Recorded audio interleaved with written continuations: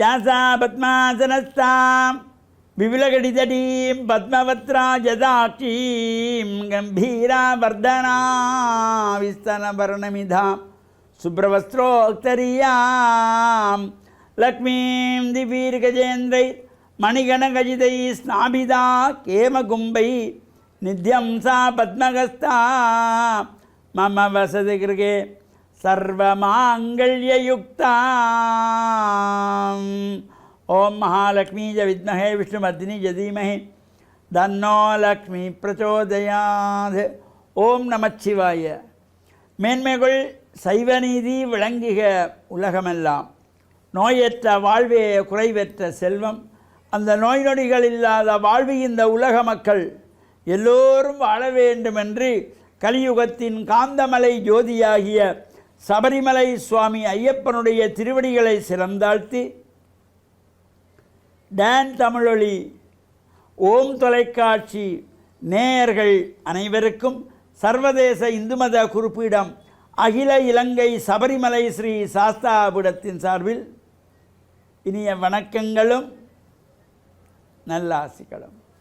இன்றும் மங்களகரமான பராபவ வருஷம் சித்திரை மாதம் 25ஆம் நாள் 8/5/2026 வெள்ளிக்கிழமை.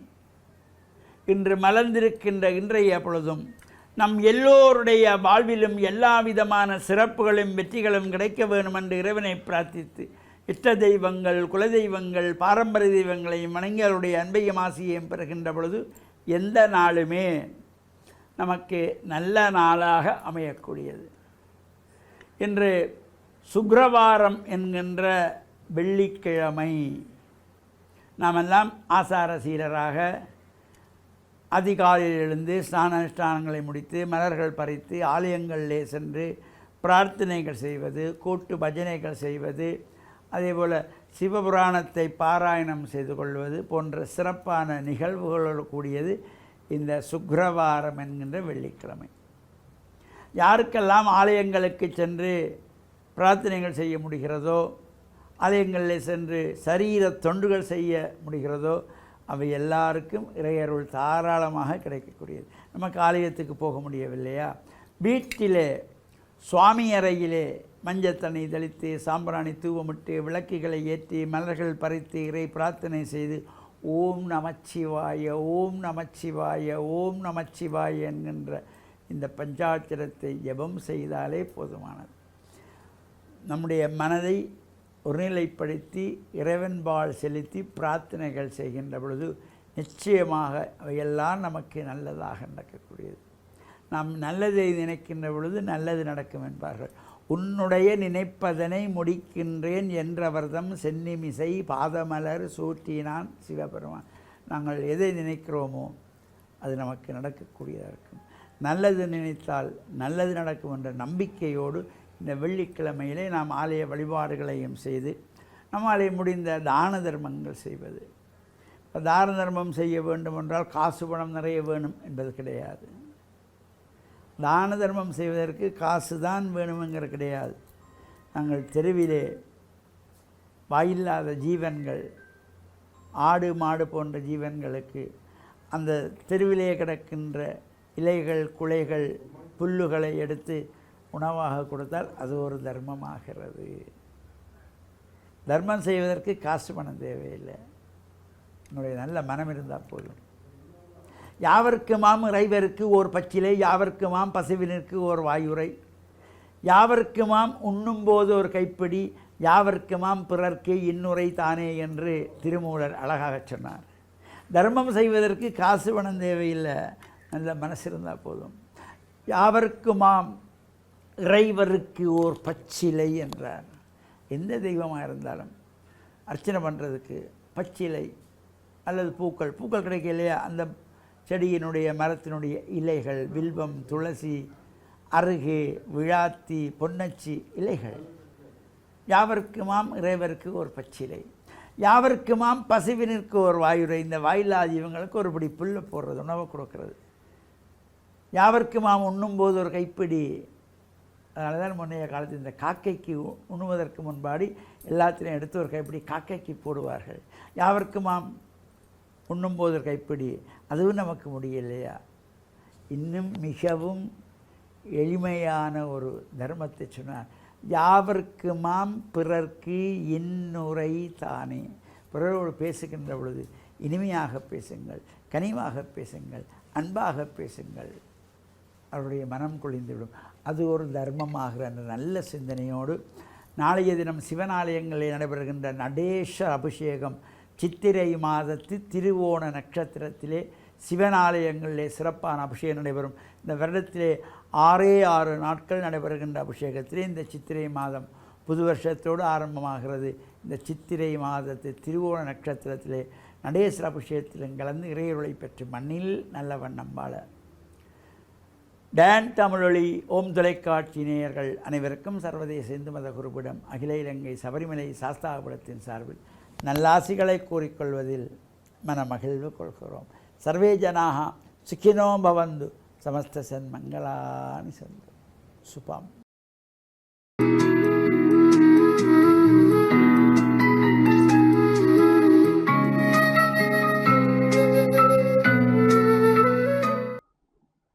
இறை இயேசுவில் என் அன்பு நெஞ்சங்களே, கிறிஸ்தவ நற்சிந்தனை வேளையில் உங்களை சந்திப்பதிலே எனக்கு மிக்க மகிழ்ச்சி.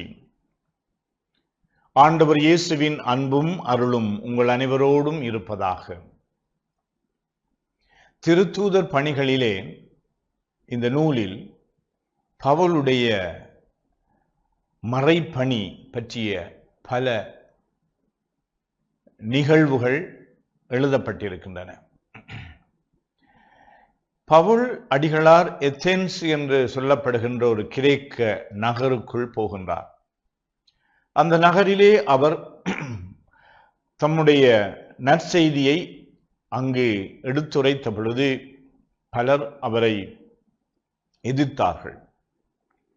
ஏதோ ஒரு அந்நிய தெய்வத்தை கொண்டு வந்து இங்கு அறிமுகப்படுத்துகிறார் என்று குறை கூறினார்கள். இவ்வாறு இயேசுவை அறிவித்த பவுல் அடிகளார் எப்படி இவர்களுடைய வாழ்க்கையிலே அந்த உண்மையை எடுத்துரைக்க முடியும் என்று சிந்தித்த பொழுது அவர்கள் அந்த பொது இடங்களிலே வைத்திருந்த பல சிலைகளை பார்க்கின்றார், பீடங்களை பார்க்கின்றார். பல்வேறு தெய்வங்களுக்கு அவர்கள் வழிபாடு செலுத்தி கொண்டு வருகின்ற வேளையிலே ஒரு பீடத்தை அவர்கள் அமைத்து யாரும் அறியாத தெய்வத்திற்கு என்று சொல்லி அவர்கள் அந்த பீடத்தை ஒப்புக் கொடுக்கின்றார்கள். அந்த பீடத்தை அவர்கள் அந்த இடத்திலே வைத்திருக்கின்றார்கள். பவுல் அவருடைய அறிவு சிந்தனை, அவருடைய மதி நுட்பத்தை பயன்படுத்தி சொன்னார், நீங்கள் வழிபட்டு கொண்டு வந்த இந்த யாரும் அறியாத தெய்வத்திற்கு, அந்த தெய்வத்தை பற்றித்தான் நான் பேசுகின்றேன். அவர்தான் ஆண்டவர் இயேசு கிறிஸ்து. கடவுள் அவரை அனுப்பினார், அவர் பாடுபட்டு மரித்து உயிர் தெழுந்து விட்டார் என்று சொல்லி அந்த மக்கள் அதிர்ந்து போனார்கள், ஏற்றுக்கொண்டார்கள். சரியான ஒரு விடையை இவர் கொடுத்து விட்டார் என்று அவர்கள் மகிழ்ந்தார்கள், அவர்களே நம்பிக்கை வைத்தார்கள். எங்களுடைய வாழ்க்கையிலே நாம் மற்றவர்களோடு உறவாடுகின்ற பொழுது, பேசுகின்ற பொழுது, உரையாடுகின்ற பொழுது அவர்களுடைய குறைகளை நாங்கள் கண்டுகொண்டால் எங்கள் மத்தியிலே நெருக்கம், ஒற்றுமை, புரிந்துணர்வு ஏற்படாது. ஆனால் ஏற்கனவே அவர்களுக்கும் எனக்கும் இடையிலே என்ன ஒற்றுமை, ஒருமைப்பாடு இருக்கின்றது என்று கண்டுபிடிக்கின்ற பொழுது அந்த ஒற்றுமையிலே நாங்கள் எங்களுடைய உறவை பலப்படுத்திக் கொள்ள வேண்டும். அவர்களுடைய விருப்பும் எங்களுடைய விருப்பும் எங்கு இணைகின்றதோ, அவர்களுடைய நோக்கமும் எங்களுடைய நோக்கமும் எங்கு இணைகின்றதோ, அவர்களுடைய முயற்சிகளும் எங்களுடைய முயற்சிகளும் எங்கு இணைகின்றதோ, அவர்களுடைய வாழ்க்கையிலே அவர்கள் பெரிதாக மதிக்கின்ற பண்புகளும் எங்களுடைய பண்புகளும் எங்கு ஒன்றாக இணைகின்றதோ அங்கு எங்களுடைய உரையாடலை நாங்கள் ஆரம்பிக்க வேண்டும். பவுல் அடிகளார் தன்னுடைய மறைப்பணியிலே இத்தகைய அணுகுமுறையை பயன்படுத்தினார். நாங்கள் பலதரப்பட்ட சமய, சமூக, பிரிவினைகள் மத்தியிலே நாங்கள் வாழ்ந்து கொண்டிருக்கின்றோம். பல்லினங்களாக நாங்கள் வாழ்ந்து கொண்டிருக்கின்றோம். எவ்வாறு நாங்கள் மற்றவர்களோடு இந்த உரையாடலை தொடுத்து இவர்களோடு நாங்கள் ஒப்புரவு செய்து கொள்ள, இணைந்து வாழ்வதற்கு நாங்கள் வழிகளை தேட வேண்டும் என்று சொன்னால், அடுத்திருப்பவர்களுக்கும் எங்களுக்கும் இடையிலே எது எது எங்களை பிரிக்கின்றது என்பதை பார்க்க எத்தகைய விடயங்கள் எங்கள் மத்தியிலே இணைக்கின்ற பாலங்களாக இருக்கின்றது என்று இதை நாங்கள் பெரும் உரையாடலை பற்றி சமய ரீதியாக, சமூக ரீதியாக, அரசியல் ரீதியாக நாங்கள் உரையாட வேண்டும் என்று சிந்திப்பதிலும் எங்களுடைய குடும்பத்துக்குள்ளே, எங்களுடைய அன்றாட வாழ்க்கை சூழலிலே எவ்வளவு தூரம் நாங்கள் மற்றவர்களோடு எங்களுடைய உறவை தொடுத்து கொள்வதற்கு பாலங்களை அமைத்து கொள்ள முடியும், எங்கு நாங்கள் ஒருவர் மற்றவரோடு இணக்கம் செய்து கொள்ள முடியும் என்று சிந்திப்போம். இவ்வாறு இந்த பவுல் அடிகளாருடைய அணுகுமுறையை நாங்களும் எங்களுடைய உரையாடல்களிலே சமூகத்திலே இருக்கின்ற ஏனைய சகோதர சகோதரிகளோடு எப்படி நாங்கள் உரையாட முடியும், உறவாட முடியும், எங்களுடைய ஒற்றுமையை பலப்படுத்த முடியும், எங்களிடம் இருக்கின்ற பிரிவினைகளை நாங்கள் அகற்ற முடியும் என்று சிந்திப்போம். இறைவன் எங்கள் அனைவருக்கும் இந்த நாளிலே அருள் கூறுவாராக. ஆமீன்.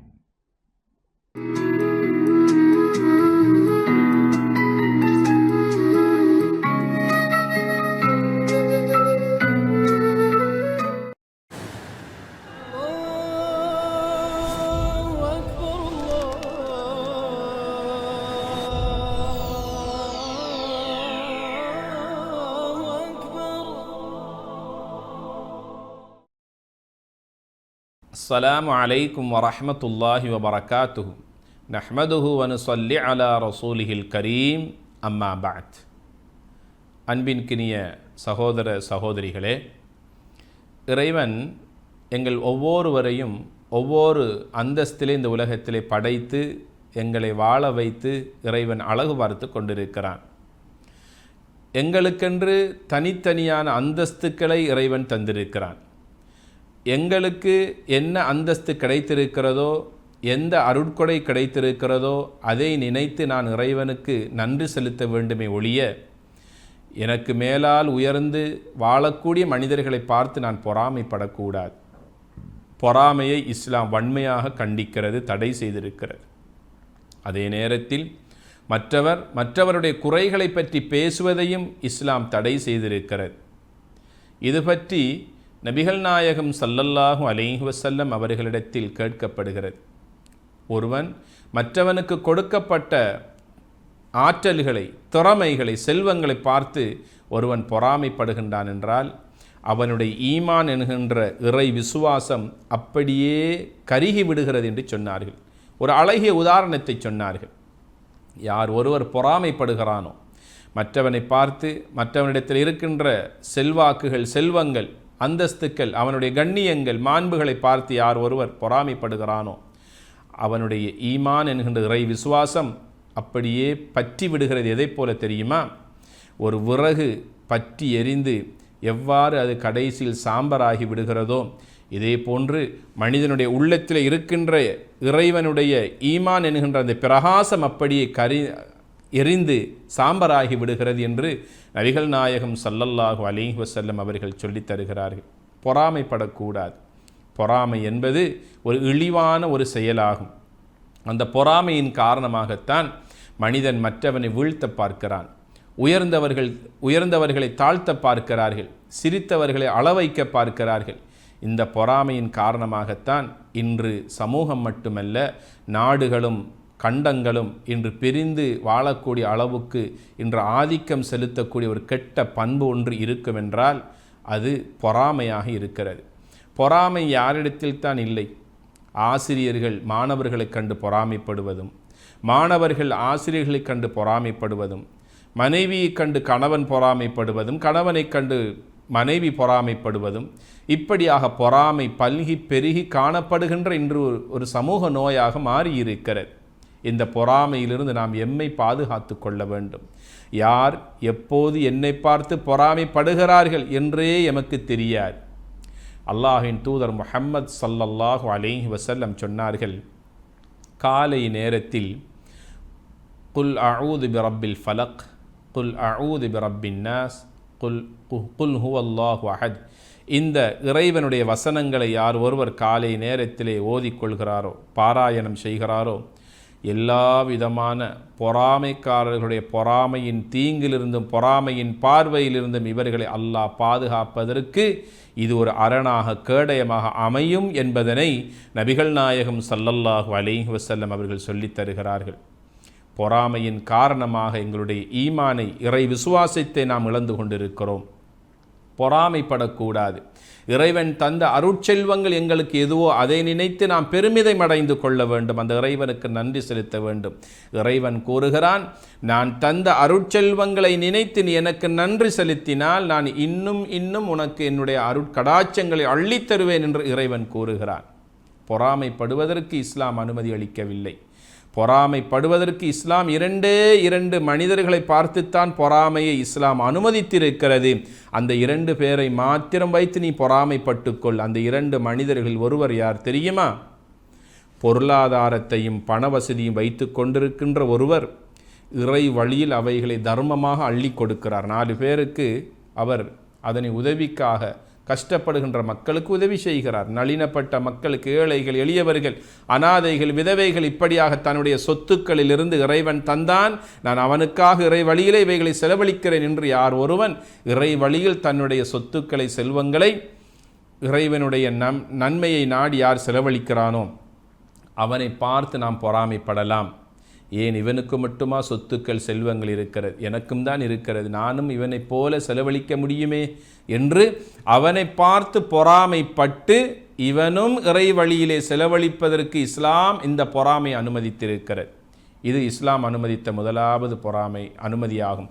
2வது, பரிசுத்தமான அல் குர்ஆனை நாளாந்தம் ஓதுகின்ற மனிதனை பார்த்து நானும் அவனைப் போன்று ஓத வேண்டும், இறைவனுடைய மார்க்கத்தை விளங்க வேண்டும் என்று பொறாமைப்படுகின்ற மனிதனையும் இஸ்லாம் அனுமதித்து அளித்திருக்கிறது. இந்த 2 மனிதர்களை தவிர 3வது பொறாமை இஸ்லாம் வன்மையாக கண்டிக்கிறது. பொறாமைப்படாதீர்கள், உங்களுடைய இறை விசுவாசம் என்கின்ற ஈமானை நீங்கள் இழந்து விடுவீர்கள் என இஸ்லாம் எங்களை பார்த்து கண்டிக்கிறது. எனவே நம்முடைய உள்ளத்தை பரிசுத்தப்படுத்துவோமாக. எல்லாம் வல்ல இறைவனின் அன்பையும் அருளையும் பெறுவோமாக. வஸ்ஸலாமு அலைக்கும் வரஹ்மத்துல்லாஹி வபரகாத்துஹு.